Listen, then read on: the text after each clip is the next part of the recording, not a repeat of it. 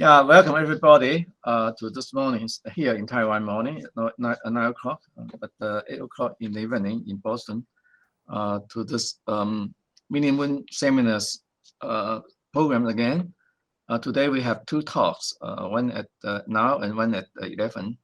The first talk will be given by Assistant Professor Carl Schmidt of Boston University. And as you know, that he will talk about the lunar sodium exosphere, which is very interesting to me, at least. Let me say a few words about Carl. He got his bachelor degree from University of Colorado Boulder, and then he went on to do his graduate study on astronomy at Boston University.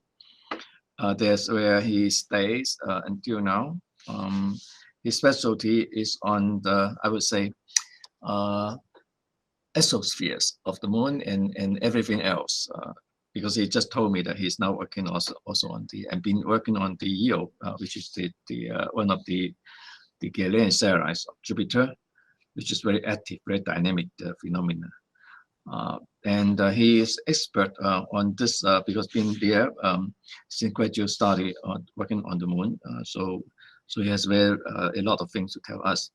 And after his PhD, I should say that he went to do his postdoc. So I see the name list. You know, those are who's who in planetary science, lunar science. Professor Mike Mandelo, and Bob Johnson and Francois Lebrun. All his we call it your teacher or mentors, right? So you're well trained, Carl. Okay. Thanks for the wonderful introduction. Yeah, go ahead. So thanks for inviting me here, and thanks for listening a little bit about the moon's exosphere. Any talk that you'll see about a surface-bound exosphere like the moon or Mercury sort of has to start with a diagram. So yeah, when we're talking about the atmospheres of airless bodies like the moon, Europa, Mercury, you sort of have to start by talking about the budget of what's in an exosphere. This is not like a traditional atmosphere where it's in steady state equilibrium and it's a fluid. An exosphere is a collisionless atmosphere where you're sourcing that material directly from the surface, and it's being lost into space pretty rapidly. Most exospheres are escaping with some high fraction, so you need to constantly be supplying that material into the atmosphere from the surface. The different source processes to supply that material are the subject of historic debates. There's been lots of arguments about which one of these processes is supplying the atmosphere of the moon for decades since it's been discovered. The basic four options that you have here are photons. An ultraviolet photon can come in, strike the lunar soil, and then desorb an atom from the surface by breaking a bond with that atom, or if it's just weakly adsorbed to the surface, it can liberate it that way. If the surface is hot enough, you can thermally evaporate it or thermally desorb something from the surface. And those are low energy processes. In general, the atoms only come off with maybe 1 kilometer or so per second energies. The high energy processes at a body like the moon are ion sputtering, where you have a charged particle that comes in, and it'll actually bury itself a couple hundred angstroms into the surface, and so it can excavate material at depth, and the material that comes off is more energetic, and so it has largely an escape trajectory. Now, the atoms that escape can get pushed around dynamically by other forces from the sun, radiation pressure, which will guide those particles into escape trajectories into the tail. And anything that's photoionized is then going to feel the magnetic forces. It'll start gyrating around those magnetic field lines. And most of that material is predominantly lost as opposed to re-impacting the moon. Once it's ionized, things are usually lost to the system there. So with all of this rapid escape from high energy processes and ionization, we need to constantly be supplying that exosphere that's being lost in real time. And so which one of these different source processes is supplying it and what's the ratio of these different source processes is really the interesting science that we're after here. A little bit more background just about surface-bound exospheres in general. It's important that all of these different species within the atmosphere behave differently. They each have different characteristics. You can have an atmosphere that is not spherically symmetric, an atmosphere that is lopsided, where one chemical species has a different distribution than another one, a different temperature, different variability, different responses to things like sunlight versus plasma versus meteorites. Each element in an exosphere is really its own sort of case study about what is influencing that exosphere. Now, some of these elements are hard to detect by emission, and that's really where you get the most information in emission. You can take spectra, you can take pictures. Otherwise, you have to be flying locally with a spacecraft and a mass spectrometer. You're much more limited to just a point measurement. So we're limited in terms of what we can detect remotely. We can't detect species like silicon just because there's no strong resonantly scattered lines.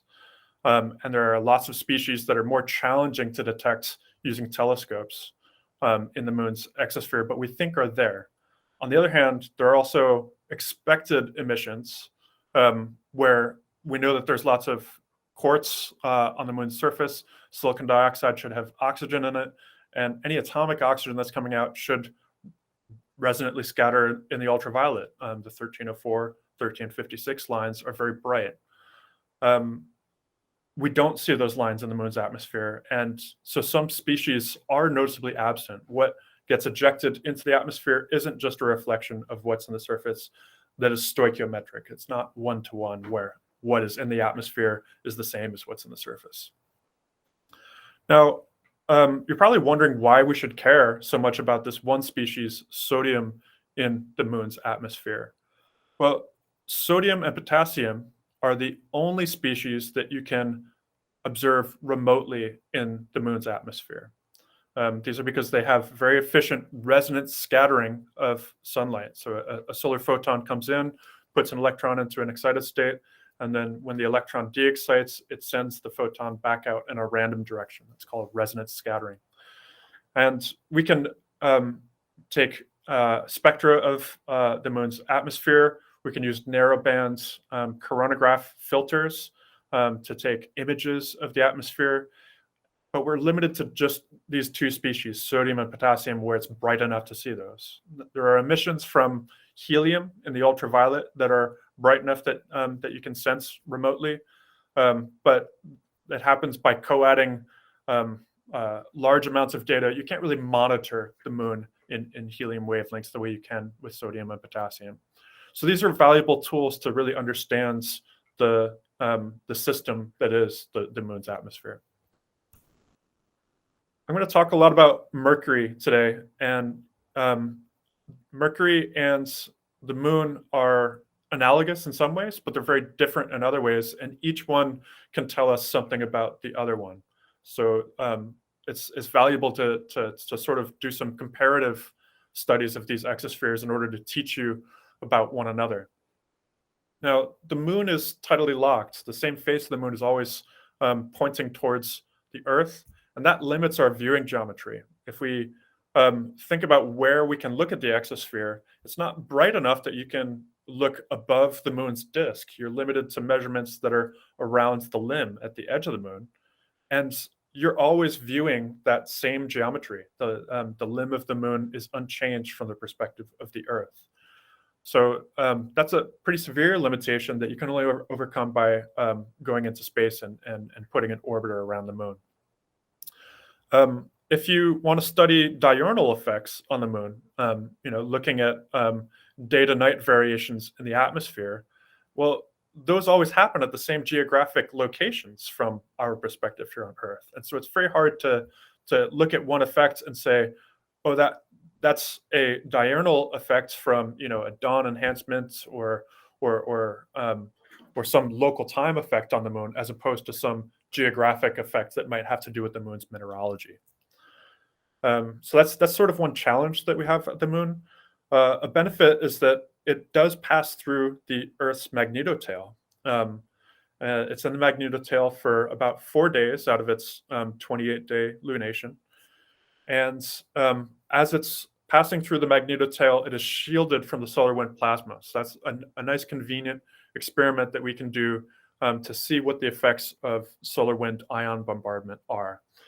And conditions in Earth's magnetotail aren't always the same. There is a plasma sheet or current sheet in the Earth's magnetotail, which is a thin, high-energy population of plasma that is distinct from the rest of the plasma population of the moon. So there's really 3 plasma environments that the moon is exposed to. I mean, 4 if you include the magnetosheath. We've got the solar winds, the magnetosheath, the magnetotail, and the plasma sheet. There's all of these different plasma environments that the body can react to. At Mercury, rather than having, you know, this tidally locked geometry, we have a 3-to-2 spin orbit resonance, so that each time Mercury orbits around the sun, a different hemisphere is facing the sun, alternating. Mercury also has high orbital eccentricity. Its distance to the sun is changing by kind of a lot. And because of that 1/r² effect, it's about a factor of 2 difference in the solar irradiation and the intensity of sunlight that's hitting Mercury's surface. Mercury has a dynamic magnetosphere, a very short Dungy cycle. It is a rapidly responding magnetosphere, lots of reconnection. The magnetopause is less than 1 planetary radius from the surface. And if there's a strong ram pressure or, say, an interplanetary coronal mass ejection, you can actually push the entire magnetopause of Mercury's magnetosphere into its surface and expose it to the dayside solar wind. So we've got an active coupling to the sun in Mercury's environment that we don't really think of when we think about the moon's atmosphere. Now, those sources that I just said for the exosphere, ion sputtering, sunlight, temperature, if we're talking about evaporation, and meteors, all of those are going to be more intense in the inner heliosphere closer to the sun. So we've got a higher flux of all of these elements into the exosphere. And because we're looking at scattered photons from the sun, the emissions are also brighter. So Mercury in some ways is a lot easier to study than the moon.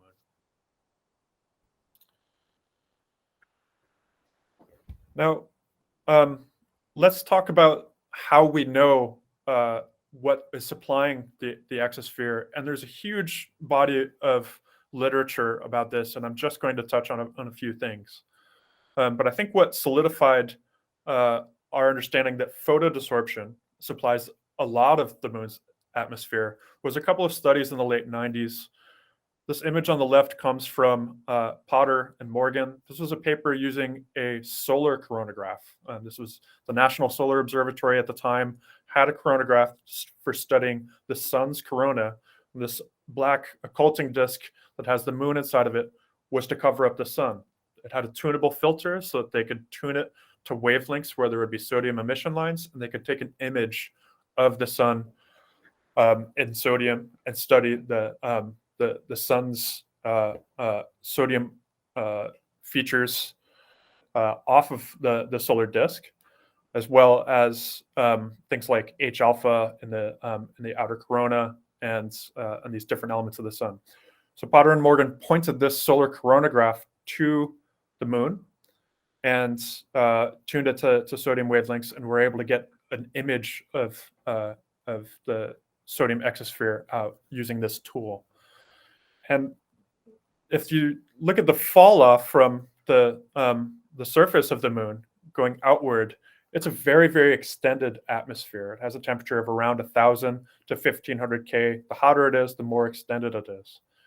So they showed that the temperature was somewhere in that range. And independently, and Sprague was taking measurements with a spectrograph, a long slit spectrograph, pointed normal to the limb of the moon, and making measurements of the scale height, and she found the same temperatures, somewhere between 1,000 and 1,500 Kelvin.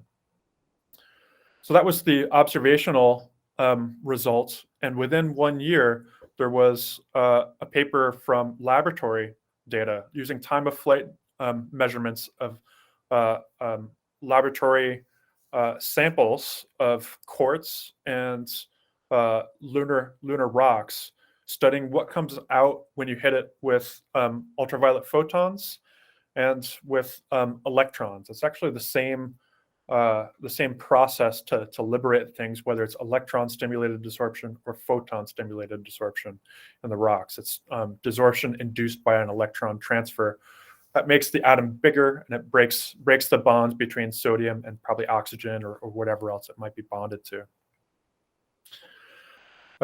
Now, the energy that they measured from these time-of-flight measurements in the lab are the discrete data points that are shown here. Those matched the temperature that observers had seen in the moon's atmosphere, and the flux that they were able to get back out for the number of electrons or photons coming in was amply efficient to explain the column density at the moon. So now we've got a nice cohesive picture where the laboratory data and the observations agree that this is probably the predominant source mechanism that is supplying the atmosphere of the moon, in sodium at least. At Mercury, we have a little bit more information from the ground. We can look at scale heights from orbiting spacecrafts. That's shown on the plot on the top left here. And those also show this the same temperature of around sort of 1,200 Kelvin, anywhere from 1,000 to 1,500 degrees Kelvin. That points to photodesorption as the main source mechanism there. But then there's the secondary hot corona, where we know that there are multiple sources supplying the atmosphere of Mercury, and we can see that directly in the scale heights from the MESSENGER mission there. The ground-based data of Mercury is, I think, a little bit better in terms of line width studies. We can make line width measurements of sodium and potassium, and those line widths have a Doppler broadened component that matches the temperature that you get from the scale height. So 2 independent confirmations using the atmospheric emission, and then both of those agree with the time of flight lab data from that Yakshinsky and Mady group. The time of flight lab data is the bottom right plot down here, and the solid lines are the lab data, whereas the temperatures that are measured from observations are these dotted lines in red for sodium and in blue for potassium. So we've got a nice sort of cohesive picture where the lab data and multiple different types of data at Mercury are all agreeing that photodesorption is probably the dominant process supplying the atmosphere there. Just a few months ago, we got the first maps of the mineralogy of sodium in the moon's surface. This came from the Chandrayaan-2 orbiter. And it's X-ray spectroscopy that is sensitive just to the very topmost surface of the regolith, only the uppermost 2 microns.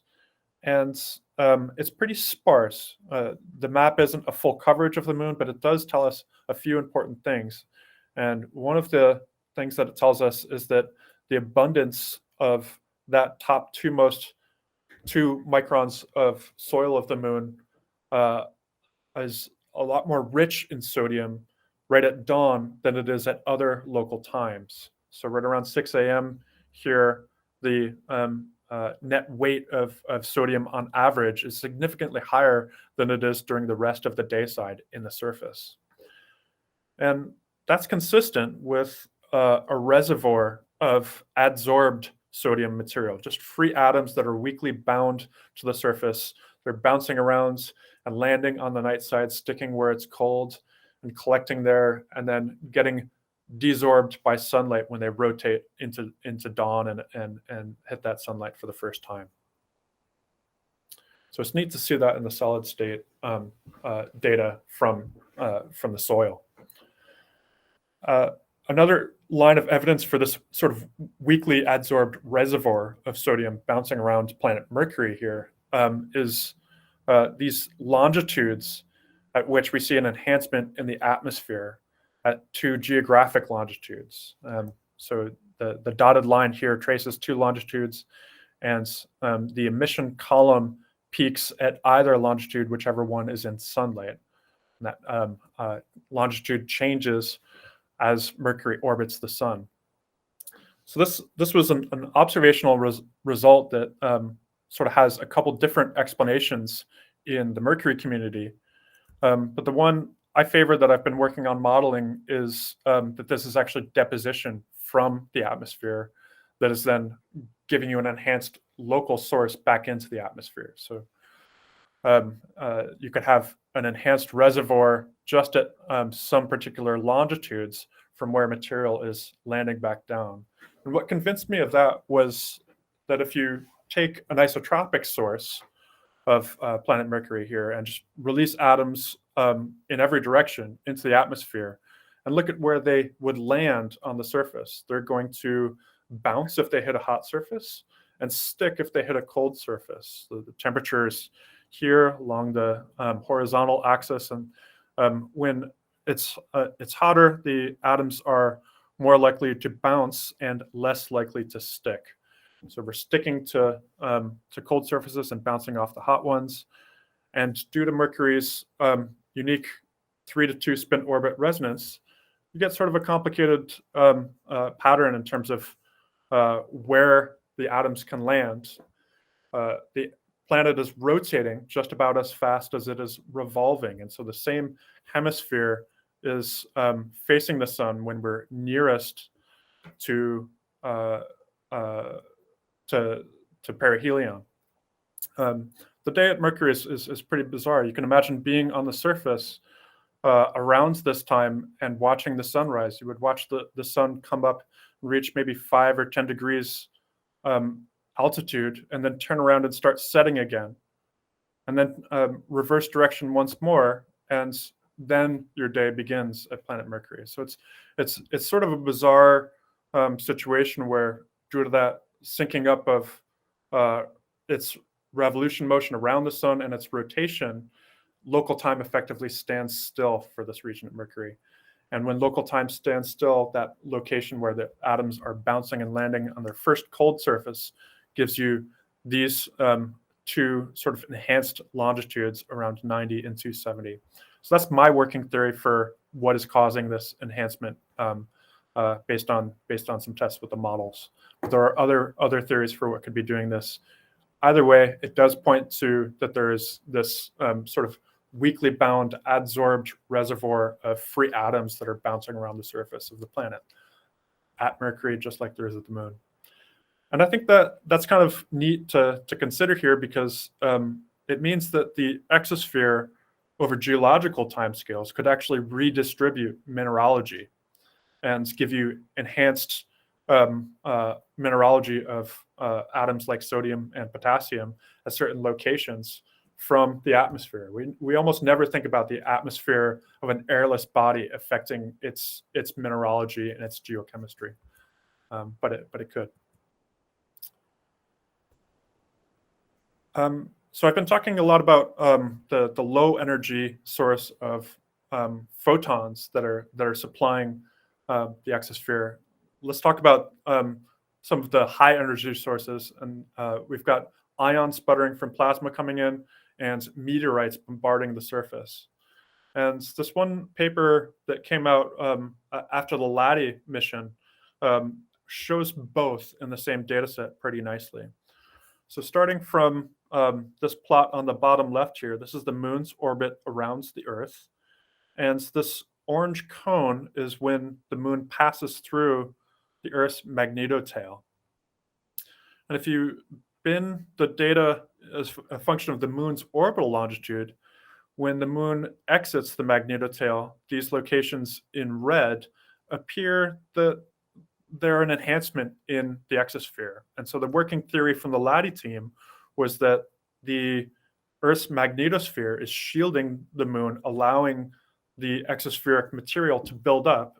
And then when it reemerges back into the solar winds, that buildup of material can get liberated by ion sputtering, and it sort of gives you an enhanced puff in the exosphere in sodium and potassium. Now, that was one theory. An alternative theory is just that we're seeing mineralogy here. And the map here on the top that is in grayscale shows the potassium mineralogy in parts per million from the Lunar Prospector mission. And the enhancement in potassium right here on the surface is right where they measure the potassium enhancement in the exosphere. And because the moon is tidally locked, that corresponds to the same location when we've just exited the lunar surface, being freed back into that solar winds that is not shielded by Earth's magnetosphere. So it's kind of an open question of, do you interpret this data set as an effect of the magnetotail of the Earth or of mineralogy of the surface of the moon? And because of that tidally locked situation on the moon, we can't disentangle those two. There was a separate effect where they did see a clear enhancement due to meteors. We've got a couple of different prominent meteor showers at this plot on the bottom right. Here's the Geminids, the Quadratids, and there's a couple of smaller meteor showers later on. The best way to track if you have a strong meteor shower is to look at the dust counts. And the LDEX dust counter on this lunar orbiter detected a pretty strong dust enhancement during the Geminids meteor shower. And at that same time, they saw an enhancement in the potassium column density of the moon.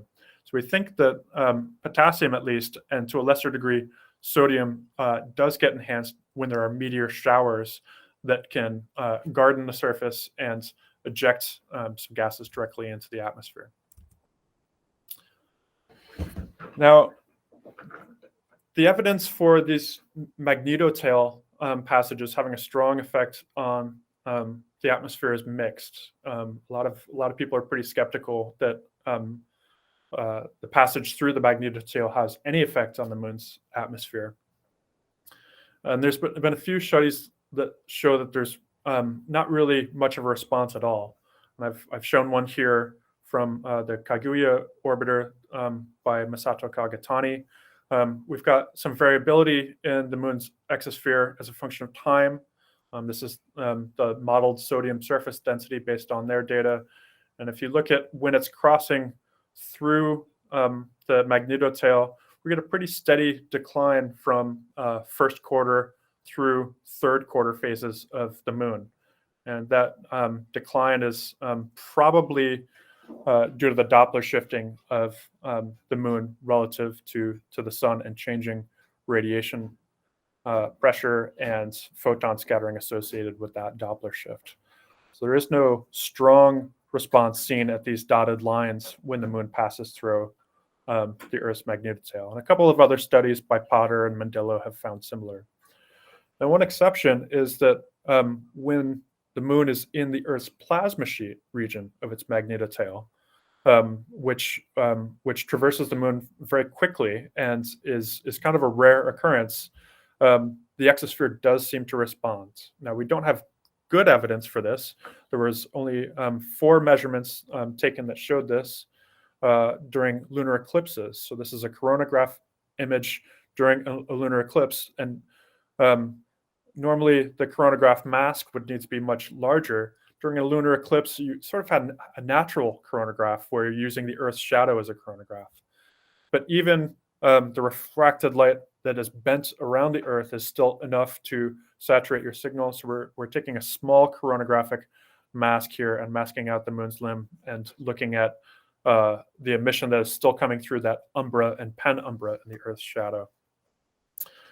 So the image here on the left is that exosphere during a lunar eclipse that is not near the plasma sheet, as opposed to on the right near the plasma sheet. We see a strong enhancement in the sodium exosphere from that recent plasma sheet crossing. Now, Mercury makes the studies of plasma precipitation a lot easier in terms of their effects on the exosphere. It's pretty hard to study plasma effects on the moon from our perspective, and especially with this problem that Laddie encountered of what is a geographic associated enhancement versus something that is tied to the lunar orbit and the passage through the magnetotail. At Mercury, we've got an intrinsic magnetic field, and so particles are precipitating down the cusps, but instead of hitting the atmosphere and making aurora, they just collide with the surface of planet Mercury and kick up atoms and generate emission. And so we see these hot spots that are thought to be where those particles are precipitating through the magnetosphere and sputtering off neutral atoms at Mercury. And there are a couple different studies that have shown that these are dynamic and can change on hourly timescales, as seen on the bottom here. So that condition makes it a lot easier to look for the effects of plasma sputtering at the moon, at Mercury compared with the moon, because you have localized locations on Mercury's surface where the plasma can hit. The magnetosphere of Mercury is also offset to the north, and so you have a larger open field region in the south where the particles have access to the surface.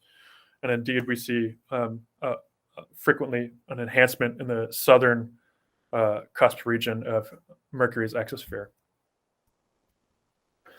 Another way to look for these enhancements in the north and the south is during solar transits. So this is a solar transit that I measured in 2016.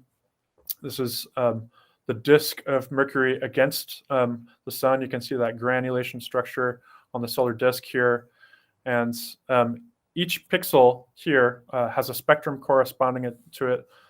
These are spectra showing the sodium deabsorption from the sun and the sodium deabsorption from Mercury slightly offset from that just below it. And this is an image kind of near the center of the solar disk on top and right at the edge of the solar limb on the bottom. Now, sodium has been detected in something like 25 exoplanets and counting. And transit spectroscopy of exoplanets is tricky because it's an unresolved object. So this is a very useful thing to do for exoplanet analogs studies, sort of using the sun as a star. When I looked at all of those pixels and backed out this absorption, the equivalent width, which is directly proportional to column density, map that I got of Mercury's atmosphere looks something like this. And the enhancements were seen around those northern regions in the north and the south. But it raises the question, we're not exactly aligned along the meridian here. There is an offset that seems to be towards the dawn side. And that offset corresponds to those longitudes where I said sodium is preferentially collecting because it's cold. So I'm not sure whether these enhancements, such as in purple here, these hot spots on the north and the south, are actually due to magnetic effects where particles are precipitating through the magnetosphere, or if this is rather an enhancement of sodium that is at high latitudes in the mineralogy, and so it's naturally enhanced there, and it's just moving in longitude. And that sort of question about, well, how variable is Mercury's atmosphere, led us to build an instrument to try and study it in more depth. And I realize I'm getting away from the moon's atmosphere here, but I promise you that these things are all sort of related.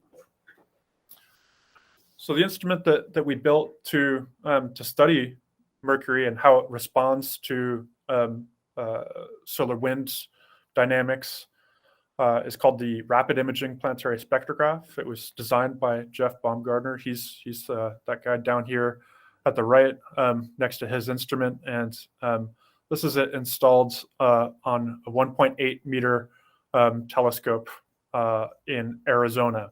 Now, co-aligned with this is where we may install a lunar coronagraph to take simultaneous measurements using a chronographic mask and using this spectrograph at the prime focus of the telescope.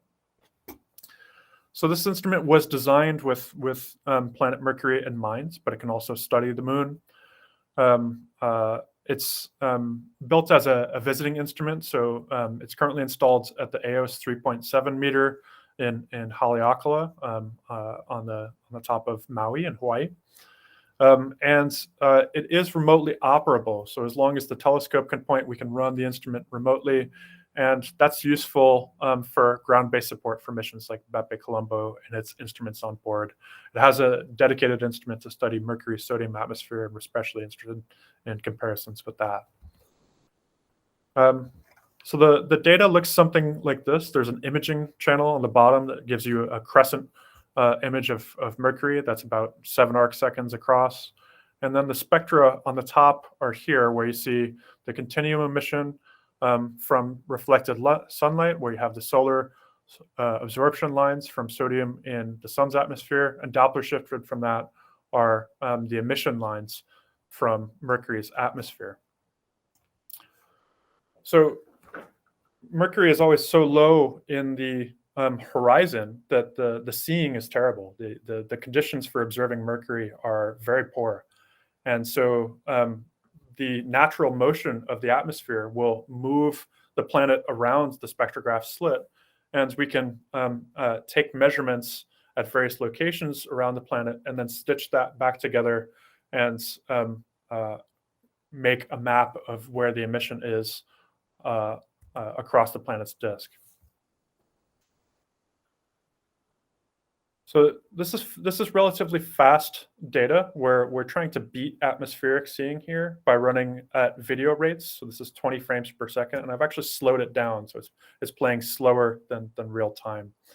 And in about 10 minutes or so, we're able to cover all of Mercury's disk where it's been evenly covered with a good signal to noise. So reducing that data looks something like this. I get a imaging channel and a spectrograph channel where I can match them up and make sure that all of my spectra are going into the right place when I make a map. And generating a map of the emission shows those two hot spots in the northern and the southern region where particles are precipitating down and hitting Mercury's surface. And to my surprise, it seems like it's relatively static.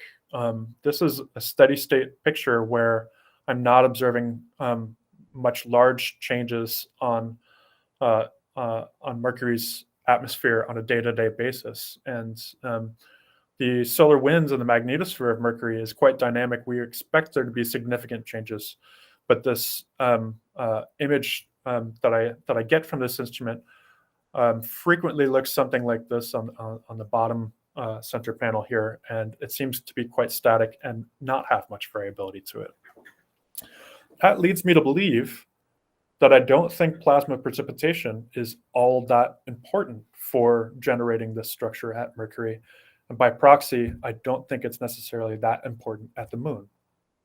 So these are the RIPS observations of the moon's atmosphere.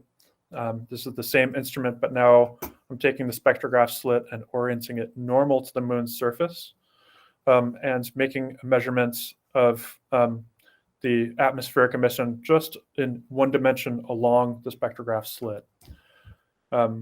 The raw data looks like on the top right here, where this is the surface of the moon, is the horizontal line at the very bottom where you can see that continuum emission. And there's a lot of scattered sunlight. The moon is a very bright object, and it scatters lots of sunlight through the Earth's atmosphere. And you need to carefully remove all of that scattered sunlight if you're going to look at these exospheric emission lines.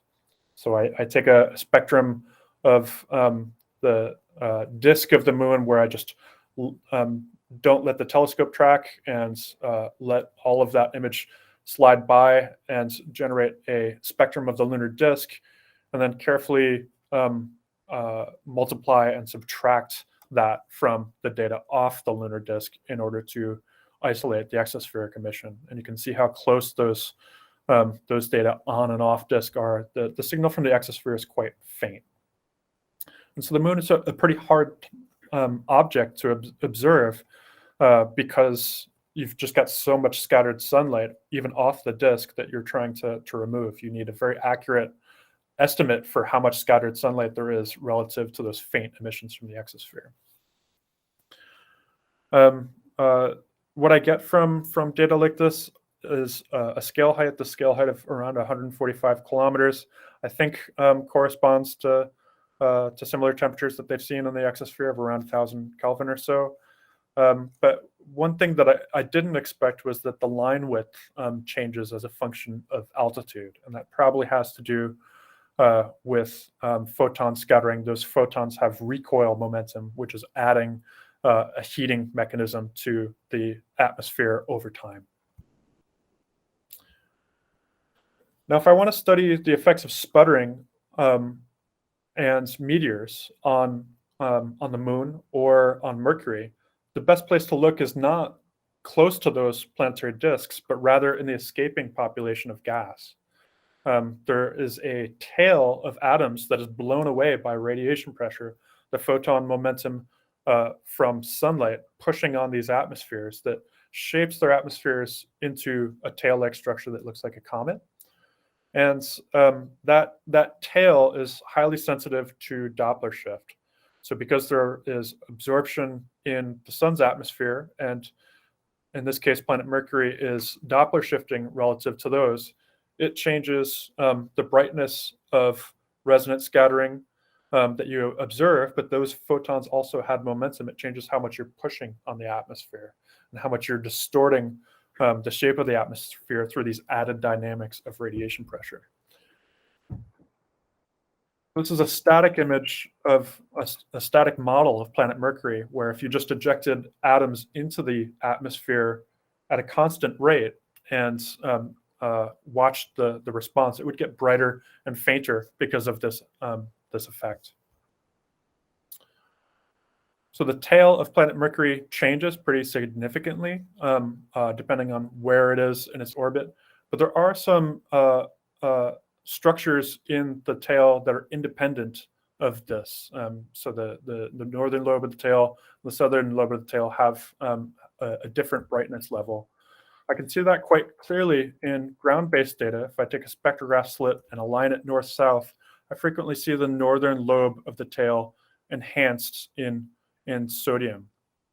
And I believe that the reason for that enhancement might be the magnetosphere having an effect on the atmosphere. So the offset of the magnetosphere is going to allow more particles to precipitate in the southern hemisphere. And if I model the dynamics of those particles, they're going to go into Keplerian orbits until they encounter sunlight after wrapping all the way around the night side. And then that sunlight radiation pressure is going to blow them back into the tail.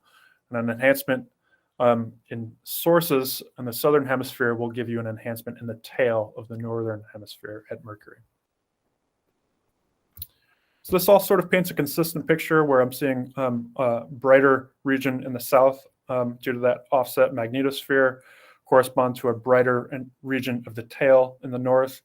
And the width of that tail is not a sputtered source, but probably something that is a coupling between sputtering and photodesorption, where the rate at which material is available to the topmost surface is regulated by plasma precipitation in those regions. Now, the Messenger spacecraft got some really nice data on Mercury's tail as well, and that's been very useful for studying episodic events. So this is what the tail looks like when we're below the southern pole of Mercury, looking back up through the tail. And this shows the brightness as a function of season on Mercury, this plot on the right. This is a steady state escape that is very predictable based on radiation pressure regulating the escape rate. But there are a couple of regions in which that escape rate seems to be more variable, and it's when the radiation pressure is very low due to Doppler shift, around 180 degrees and 360 degrees, that's when we start to deviate from the smooth curve in terms of a year-to-year seasonal effect. So where we have that most variability is where I can look for episodic things like a coronal mass ejection affecting the exosphere or a strong meteor impact. And again, that temperature of this seasonal effect seems to be pretty well correlated with this sort of 1200 degree bulk photodesorption. So I'm looking for secondary sources of the exosphere against that background.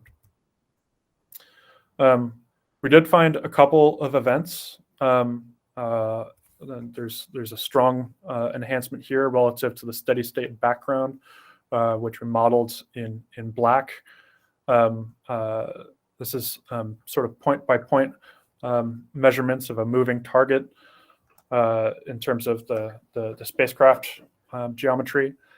And it took a little bit of work, but we did find some deviations from steady state that are clear enhancements in the exosphere that are short in duration. We only have one of these, which is in multiple species, where we have an enhancement in sodium and magnesium that's quite clear, but there was no enhancement in calcium.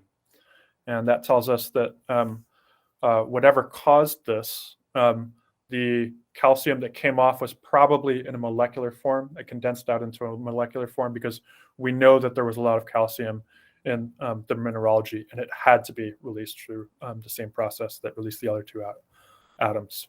So we're learning a little bit about chemistry through this process as well. So here's the observing geometry for one of these events with a model on the top.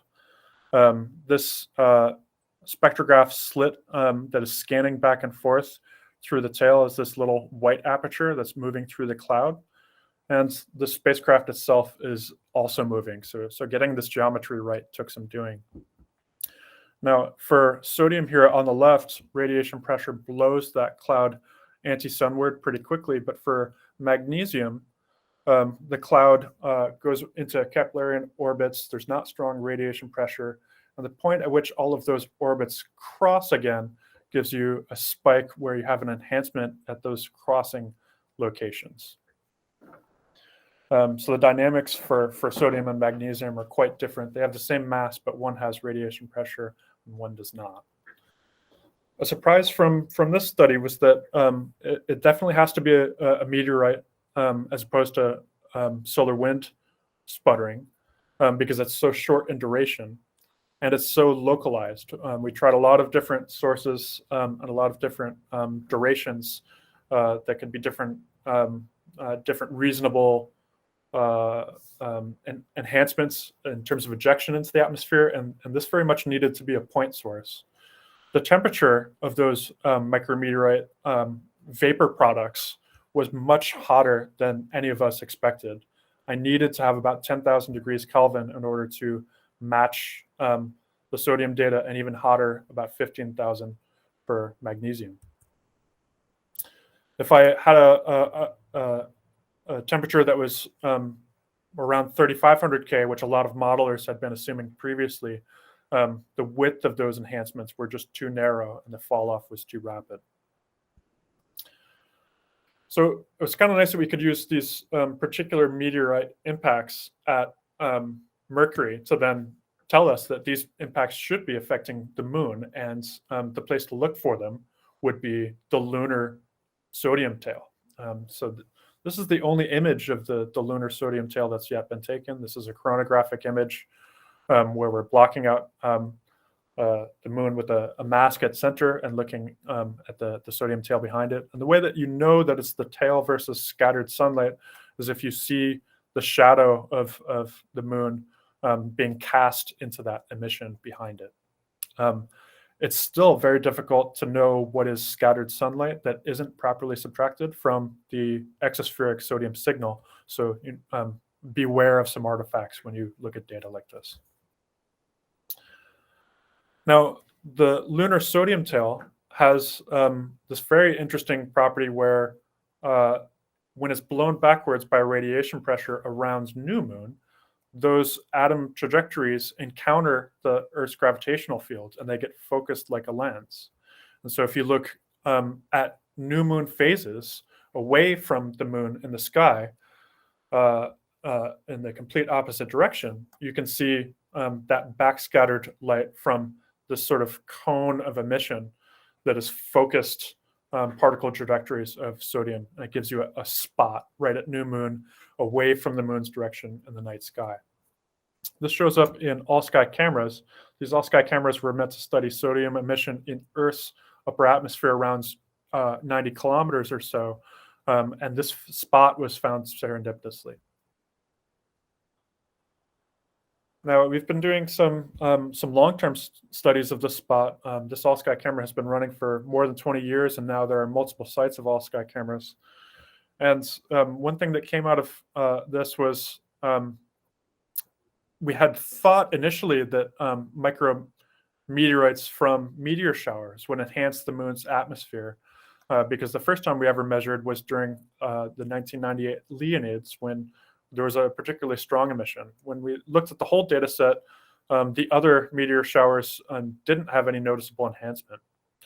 So I don't think that the showers are especially well coupled to the moon the way that the field had thought earlier on.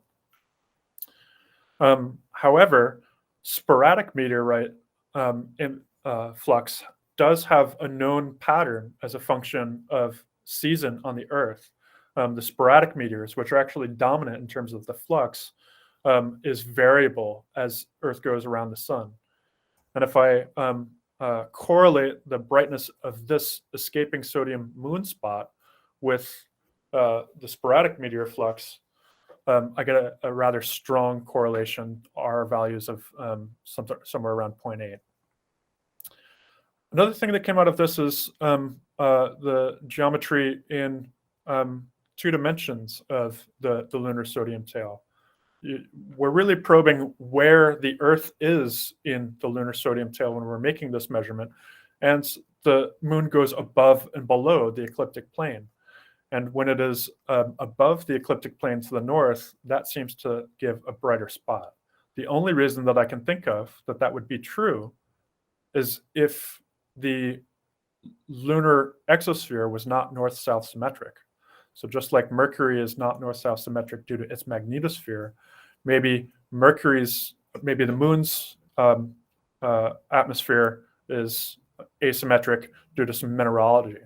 And just a couple of months ago, I was really impressed to see that this theory actually held true, and that the sodium abundance in the southern portion of the moon is significantly higher than it is in the north. And I think that's what's causing this effect.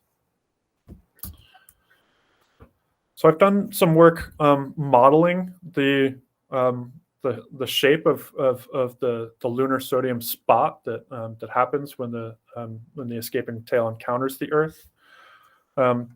The model of Jody Wilson is shown on the top here, and I inherited his model when I was a graduate student here at BU, and I've developed it since.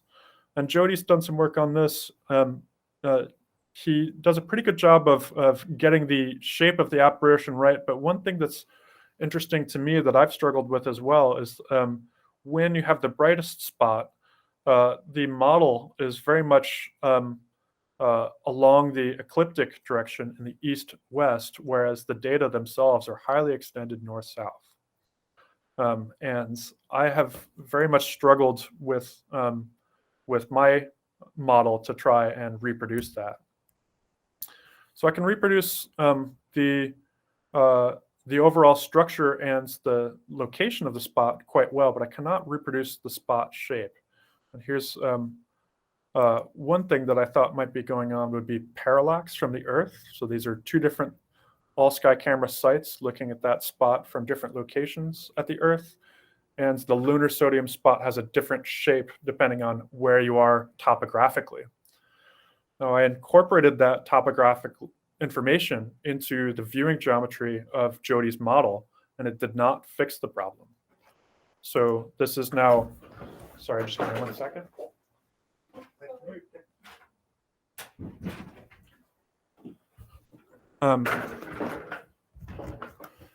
And so the the image at the bottom was a model taken the same day as a solar eclipse, where the moon and the Earth and the sun are all coplanar. The ecliptic plane is shown in this dimension. And here you can see that lunar sodium spot is very extended in the southward direction. You're probably wondering, what is this blinking thing at the center? That is actually Jupiter and the sodium emission that is coming from the moon Io. This was another serendipitous measurement. We were there measuring Jupiter, and when we saw this this huge sodium cloud from the moon enter the field of view, oh, that looks a lot more interesting. Let's go study that. So the models overall are able to match this location. There's Jupiter in the model, and the spot is right where it's supposed to be, but the shape is not quite right. And figuring out what's going on there is occupying a good deal of my time right now.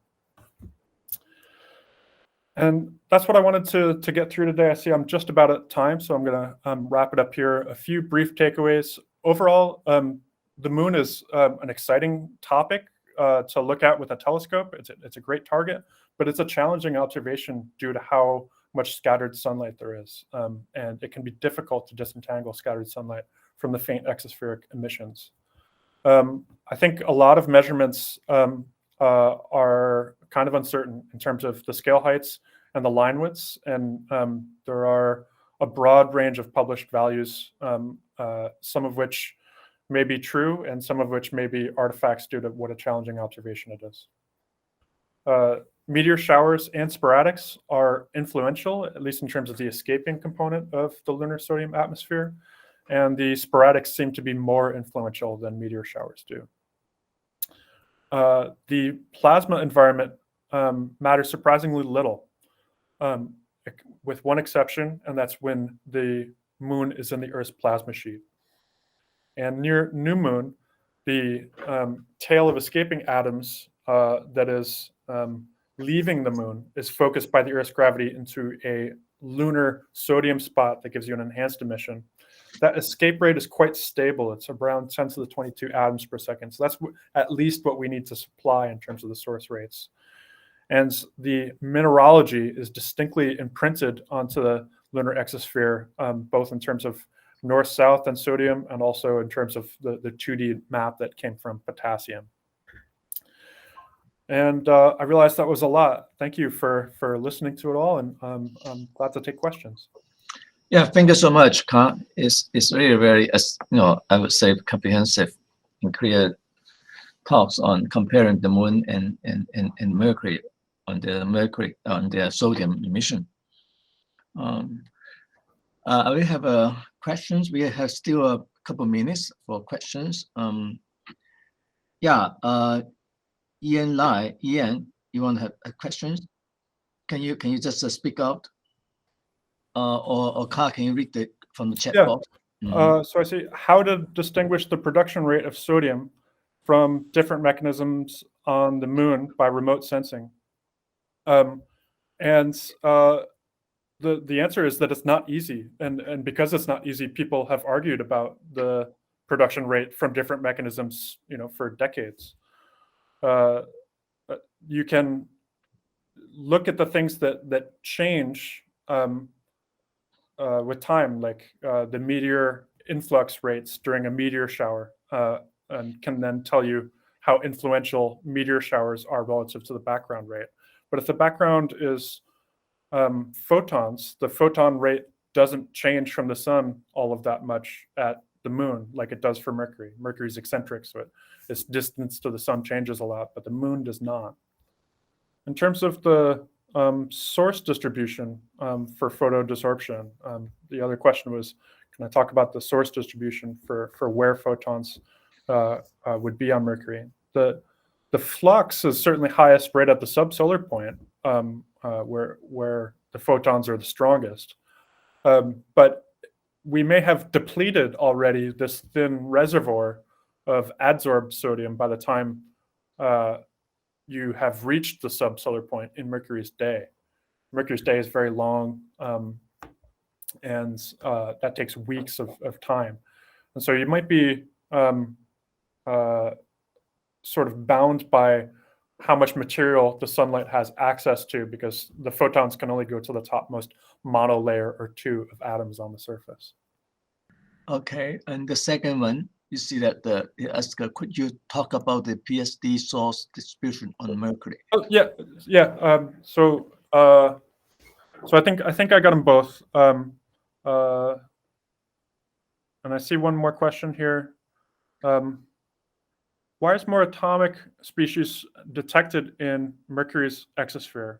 Primarily due to an observational bias, i.e. the sensitivity or emission mechanism, or is it some loss process, or is it a different composition of the rocks? And I would say it is an observational bias where resonant scattering is what you're observing, and there's more sunlight to go around in Mercury's exosphere. Mercury's exosphere is also denser than the moon's exosphere. The photons are the source of the exosphere, we think, for several species. And so there's more material, and then there's more sunlight shining on it, and so it's just brighter overall. And that's allowed us to make some detections of fainter things at Mercury, like calcium, magnesium, manganese, iron, aluminum. There's some measurements there that we've not yet been able to make at the moon. And I hope that answered your question. Very, very interesting question, but I think we have to, we have to chase after car in future. There's Angela. Angela, you have a question? Okay, she has a wrong question here. Can you see? So I see a second question. The second one: what about the differences between the meteorite on the leading side and the trailing side, and both the moon and Mercury? That's a very interesting question. At the moon, you have sort of the effect of rain on a windshield, where the direction of Earth's motion is tens of kilometers per second, and that's comparable to the speed at which meteorites are moving. So most of the meteorites are hitting the moon on the dawn sector. That's probably even stronger at Mercury, but there are some places where you can overtake Mercury, like Comet Encke. It actually overtakes planet Mercury, and those would predominantly impact on the night side and on the dusk sector. So it's not so clear, at least from what I've seen of the dynamical models, where particles do impact on Mercury. But on the moon, the LADI data showed that it's quite clear where they hit. What we've not yet seen is the corresponding enhancement that you would expect in the exosphere there. And it might be that there is an enhancement, but it's just a challenging measurement, and no one has really showed it very clearly that there's an enhancement on the dawn side of the moon because of the meteorites on the leading side. Great question. Okay, I think that there's a couple other questions. I think the time we have to go to David's talk. So I mean, I suggest that Angela and also Lin Qihong to write to Carl, and if you need his email address, so just write to me. I pass your question to him. Carl, okay, thank you. I hope you stick around to listen to David's talk.